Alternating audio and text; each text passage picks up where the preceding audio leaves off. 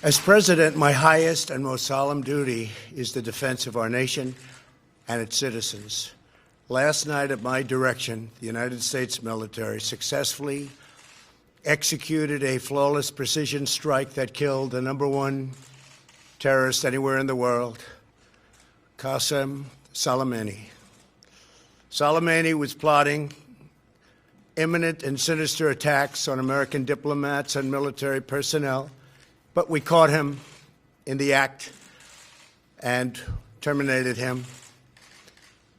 Under my leadership, America's policy is unambiguous to terrorists who harm or intend to harm any American. We will find you. We will eliminate you. We will always protect our diplomats, service members, all Americans, and our allies. For years, the Islamic Revolutionary Guard Corps and its ruthless Quds Force, under Soleimani's leadership, has targeted, injured, and murdered hundreds of American civilians and servicemen. The recent attacks on U.S. targets in Iraq, including rocket strikes that killed an American and injured 4 American servicemen very badly, as well as a violent assault on our embassy in Baghdad, were carried out at the direction of Soleimani. Soleimani made the death of innocent people his sick passion, contributing to terrorist plots as far away as New Delhi and London. Today, we remember and honor the victims of Soleimani's many atrocities, and we take comfort in knowing that his reign of terror is over. Soleimani has been perpetrating acts of terror to destabilize the Middle East for the last 20 years. What the United States did yesterday should have been done long ago. A lot of lives would have been saved. Just recently, Soleimani led the brutal repression of protesters in Iran, where more than 1,000 innocent civilians were tortured and killed by their own government. We took action last night to stop a war. We did not take action to start a war. I have deep respect for the Iranian people. They are a remarkable people with an incredible heritage and unlimited potential. We do not seek regime change. However, the Iranian regime's aggression in the region, including the use of proxy fighters to destabilize its neighbors, must end, and it must end now. The future belongs to the people of Iran, those who seek peaceful coexistence and cooperation, not the terrorist warlords who plunder their nation to finance bloodshed abroad. The United States has the best military by far anywhere in the world. We have the best intelligence in the world. If Americans anywhere are threatened, we have all of those targets already fully identified, and I am ready and prepared to take whatever action is necessary. And that in particular refers to Iran. Under my leadership, we have destroyed the ISIS territorial caliphate. And recently, American Special Operations Forces killed the terrorist leader known as al-Baghdadi. The world is a safer place without these monsters. America will always pursue the interests of good people, great souls, while seeking peace, harmony, and friendship with all of the nations of the world. Thank you. God bless you.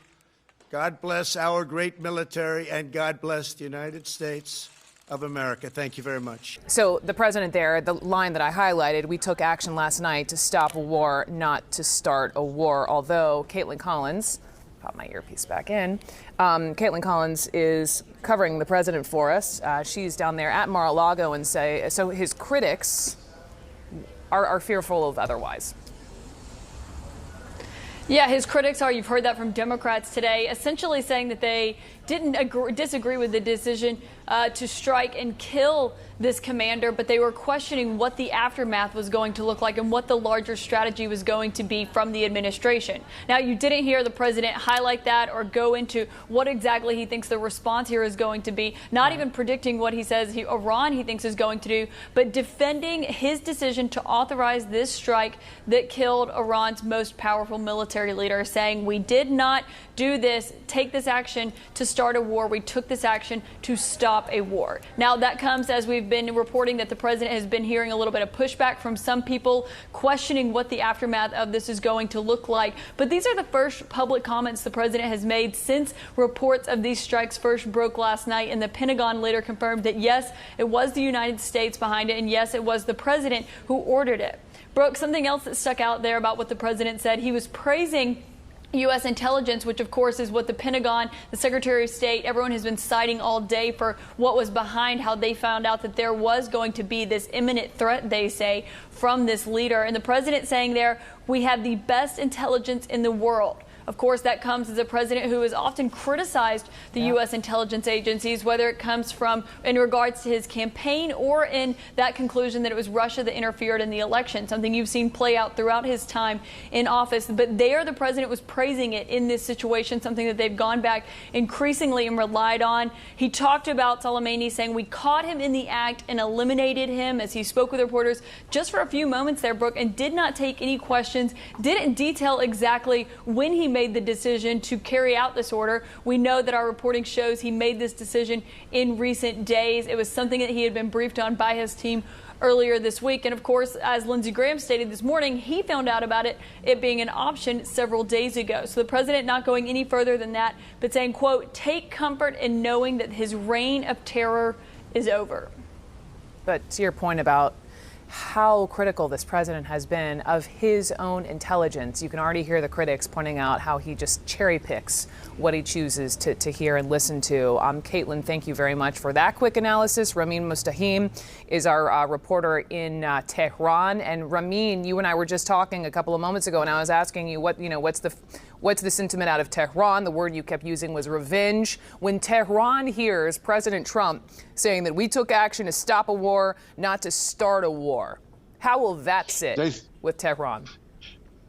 Tehran, in mindset of Tehran, I think they say, okay, we will give you a lesson unexpectedly, and we catch you by surprise in a very harsh way, just to give you a lesson and admonishing him in near future. That is the mindset going on. But at the same time, Iranian foreign ministry has summoned Swiss ambassador in Tehran as in charge of the American interest section in Tehran, just to submit the protest. So it means that Iran is playing double tracks and follows the double tracks. In one hand, diplomatic attempts, and at the same time, verbal war is escalating. So we are at the climax of the verbal war, and this can lead to a all-out war, or hopefully wishful thinking, a back-channel negotiation somewhere, covertly or secretly. We wait to know what the next steps are. Ramin, thank you, in Iran for us. Let's go now to Washington, D.C., to Manu Raju on Capitol Hill. And Manu, the president defending his decision, but members of Congress they're frustrated, aren't they?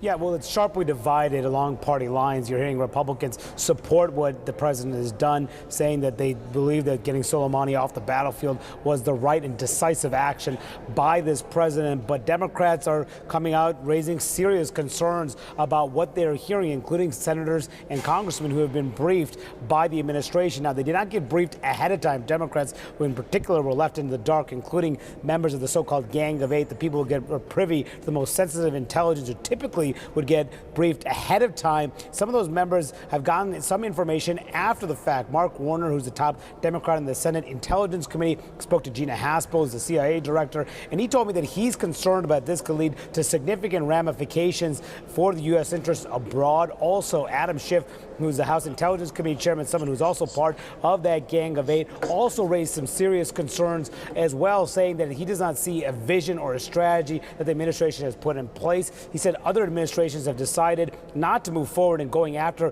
Soleimani, from both parties, but this administration did. And when I asked him what the imminent threat was that was described by the State Department earlier today, he said he has not gotten a, quote, adequate answer yet. Nevertheless, the Republicans, as I noted, Brooke, are supportive of what the president said, are fine going forward. The question is, if this drags on, if there's a broader escalation of force potentially, will there be a vote in Congress to authorize this going forward? Democrats are already pushing for that, including Senator Tim Kaine of Virginia. Will Republicans also get behind that as well? That's going to be a debate for Congress as they return to session next week.